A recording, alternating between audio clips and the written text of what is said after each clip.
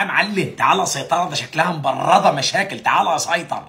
ايه ده يا سيطرة؟ وجهان لعملة واحدة، موهبة فذة، تضخيم مبالغ فيه، حصانة هشة هشة، عشة فراخ دي ولا ايه؟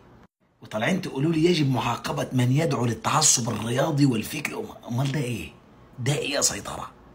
مسألة انك الرائد في التغيير طبط عظمة عظمة، الكلمة دي شكلها تقيلة، بس احنا بالنسبة لنا مش فاهمين.